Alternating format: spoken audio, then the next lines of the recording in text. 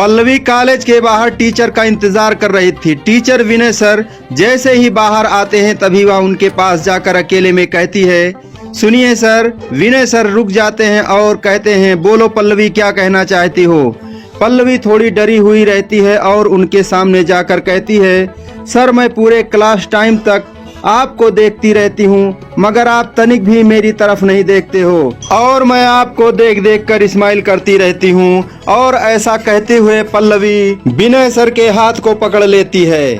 नमस्कार दोस्तों। जैसे ही विनय सर के हाथ को पकड़ती है, विनय सर बहुत गुस्से में हो जाते हैं और कहते हैं, तुम पढ़ने आती हो या टीचर को देखने और स्माइल करने आती हो। और ऐसा कहते हुए उसे डांटते हैं और कहते हैं, जी करता है तुम्हें एक चाटा लगा दूं, मगर मैं ऐसा करूंगा नहीं। मैं तुम्हें प्रिंसिपल सर के पास ले चलता हूं, तुम्हारी सारी हकीकत मैं उन्हें ही बताऊंगा। ऐसा कहते हुए उसके हाथ को पकड़ लेते हैं और पकड़कर प्रिंसिपल के ऑफिस में ले जाते हैं। और जैसा जैसा वह बोली थी और हाथ भी पकड़ी थी, सभी बातें प्रिंसिपल को बता देते हैं। वह रोने लगती है और कहती है, मैं भी कुछ कहना चाहती हूँ, मेरी गलती नहीं है। विनय सर कहते हैं, नहीं सर, ये बातें और बहाने बना रही है।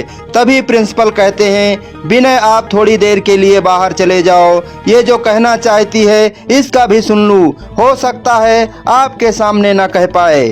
प्रिंसिपल जब ऐसा कहते हैं तभी विनय सर ऑफिस से बाहर चले जाते हैं। जब विनय सर बाहर चले जाते हैं तभी पल्लवी प्रिंसिपल से रो रो कर यह कहने लगती है, भारत और पाकिस्तान का जो बॉर्डर है वहां पर मेरे बड़े भैया भारत माँ की रक्षा कर रहे थे, ड्यूटी पर थे, तभी आतंकवादियों ने हमला कर दिया, जिससे मेरे बड़े भैया भारत माँ की रक्षा करते हुए शहीद हो गए और वह तिरंगे में लिपटे हुए घर को आए थे। तभी से मैं बहुत दुखी रह रही थी, लेकिन जब मैंने विनय सर को देखा तो ऐसा लगा कि जैसे मेरे बड़े भैया आ गए। उनका चेहरा, उनका हाइट सेम टू सेम मेरे बड़े भैया जैसा है और मैं उन्हें अपने क्लास में जब तक वो पढ़ाते थे मैं उन्हीं को देखती रहती थी और स्माइल करती रहती थी। आज मैंने उन्हें इस बात को बताना चाहा, बात पूरी नहीं हुई तब तक सर नाराज हो गए और मैं उनके हाथों को इसलिए पकड़ी जैसे वो मेरे बड़े भैया हों।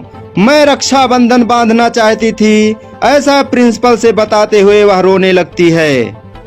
अब प्रिंसिपल उसे रोता हुआ देख और उसके आंसू को पोंछने लगता है और उसके उभरे हुए बदन को देखकर उसके मन में विकार उत्पन्न हो जाता है। लड़की को अकेला पाकर उसे वह गले लगा लेता है और उसे छेड़ने लगता है। तभी वह तेजी तेजी से कहने लगती है, छोड़िए सर, छोड़िए सर। उसके आवाज को सुनकर विनय सर ऑफिस में आ जाते हैं और लड़की को प्रिंसिपल से छुड़ा देते हैं और कहते हैं, मत रो मेरी बहन, मैंने तेरी सारी बातें सुन ली है दरवाजे के पास से और मैं अब प्रिंसिपल के नाम से FIR करूंगा क्योंकि ये तुम्हें छेड़ रहे थे।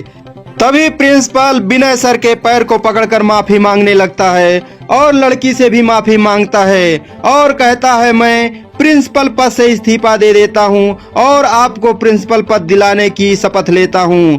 आप बाहर किसी से मत कहना, वरना मैं अपमान भरी जिंदगी नहीं जी पाऊंगा। तभी दोनों उसे माफ कर देते हैं। तो दोस्तों, सावधान रहें, सतर्क रहें, अपने परिवार को सुरक्षित रखें। आप सभी को प्यार भरा नमस्कार।